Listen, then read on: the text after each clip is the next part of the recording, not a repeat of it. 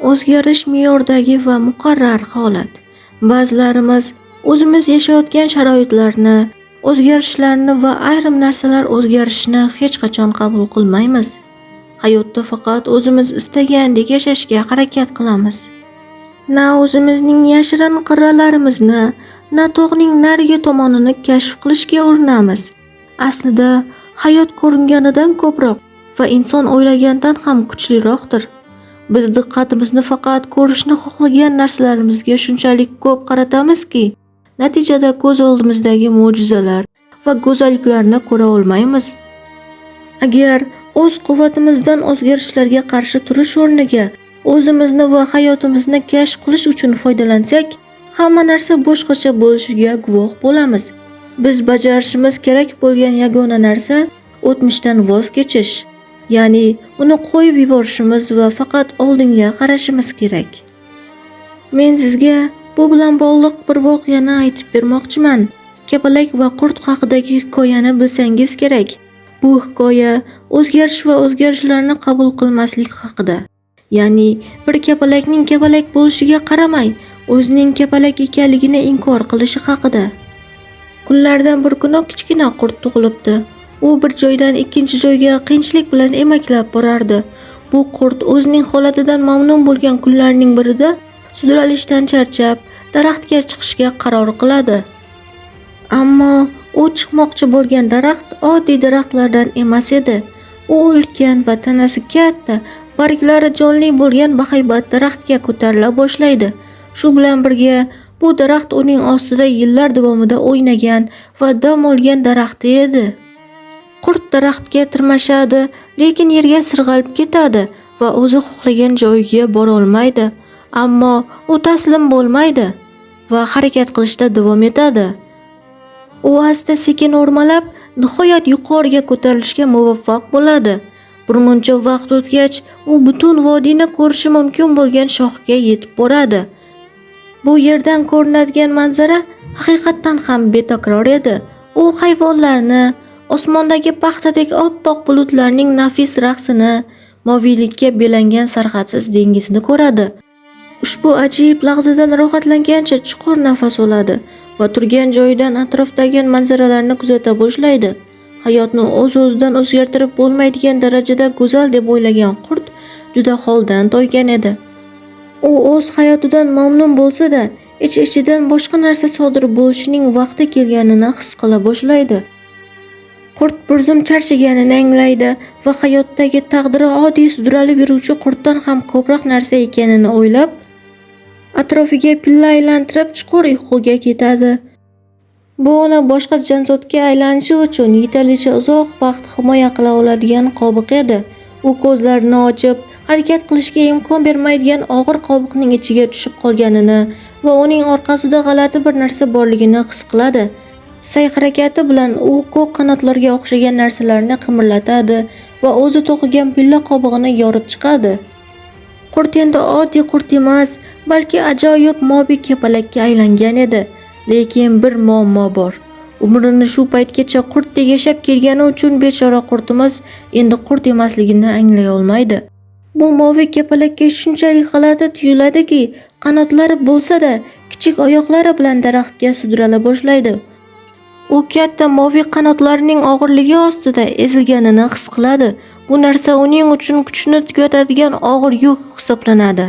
Moviy kapalak har doimgidek oyoqlari yordamida harakat qiladi.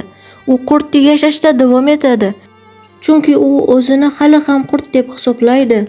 Kapalakka aylangan qurtning bu o'zgarishga qarshilik ko'rsatishi tufayli u o'zining psixologiyasida qiyinchilik va o'zini boshqa jonzotdek his qilishi davom etishiga sabab bo'ladi.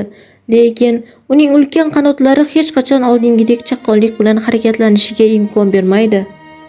Haligacha o'zini qurt deb hisoblab, hayotini qurtdek davom ettirayotgan kapalak nima uchun hayoti bunchalik qiyinlashganini sira tushuna olmaydi. U qanotlarining og'irligini ko'tarishdan ham charchagan, ham to'ygan edi. U bu o'zgarishlar sodir bo'lgan shoxga qaytishga qaror qiladi. Bu safar uning daraxtga chiqib, oldinga siljishga urinishi deyarli mumkin emas.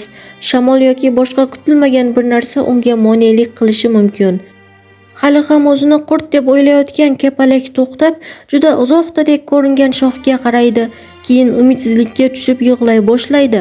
Shu payt uning yig'layotganini ko'rgan go'zal oq kapalak unga yaqinlashadi. Oq kapalak hech narsa demasdan bir muddat moviy kapalakka qarab o'tiradi. Moviy kapalakning faryodi tugagach, undan so'raydi: "Nima bo'ldi?" "Men ana u shoxga chiqa olmadim. Oldinlari qiyin bo'lgan bo'lsa-da, buni uddalar edim. O'sha shoxga chiqa olmasang ham, balki ucha olarsan." Lekin bizning moviy kapalak hali ham o'zini qurt deb o'ylagani uchun oq kapalak nima deyotganini tushunmaydi. Keyin u o'ziga katta va og'ir qanotlariga qaraydi. Xuddi qobig'idan chiqqan kunidagidek ularni qo'pol harakat bilan ochadi. Uning qanotlari juda katta va chiroyli edi. U bu go'zallikka bir muddat qarab turgach, ulkan qanotlaridan qo'rqib darhol ularni yana yopib oladi. Oq kapalak o'rnidan turib, moviy kapalakka achinib qaraydi va "Afsuski, qanotlaringni ishlatmaganing uchun oyoqlaringga jabr qilibsan" deydi. U qanotlarini keng yoyib uchib ketadi. Moviy kapalak oq kapalakning har bir harakatini hayrat bilan kuzatadi va uning gaplari haqida og'ir o'yga cho'madi. O'sha paytda u endi qurt emasligini va balki bu og'ir qanotlar unga foydali bo'lishi mumkinligini tushuna boshlaydi. Moviy kapalak qanotlarini yana ochadi va bu safar ularni ochiq ushlab turadi. U ko'zlarini yumadi va shamol ularni erkalatayotganini his qiladi. Bu qanotlar endi uning bir qismi ekanligini tushunadi. U endi qurt emasligini va o'z hayotini sudralib davom ettira olmasligini anglaydi. U tajribasi yaxshi bo'lmasa-da, oyoqlarini yerda sudrab yurishdan ko'ra uchish osonroq ekanini tushunadi. Uchishdan qo'rqish haqiqatni tan olishga imkon bermaganini, u aslida qurtdan kapalakka aylanganini biladi. Ushbu o'zgarish hikoyasining qahramoni endi katta, chiroyli va moviy qanotlarga ega. Uning qanotlarida eng musaffo osmonning moviyligidan tortib, eng quyuq moviy tuslar ham jilvalanadi.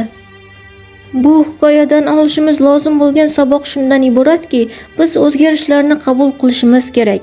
O'tmishimizga bog'lanib qolib ketmasligimiz lozim. Biz doimo o'zgarib turadigan, rivojlanayotgan va o'zini yangilayotgan dinamik dunyoda yashayapmiz. Ko'pincha turli xil o'zgarishlar hayotimiz eshigini qoqadi. Garchi biz o'zimizni o'zgarishlarga tayyor holda kuchli his qilsak ham, buni qabul qilishni xohlamaymiz va eshikni ochmaymiz. Chunki biz o'zgarishdan va avvalgidek bo'la olmaslikdan qo'rqamiz. Ammo bu qo'rquv o'rinsiz va keraksizdir. Shu o'rinda ushbu mavzudagi quyidagi jumlani eslatishni o'rinli deb bildim. Hayot seni hatto oyoqlaringni his qilmaydigan darajada holdan toydiradi. Taslim bo'lma, voz kechma, qanotlaringni yoy va uch, qo'rqma.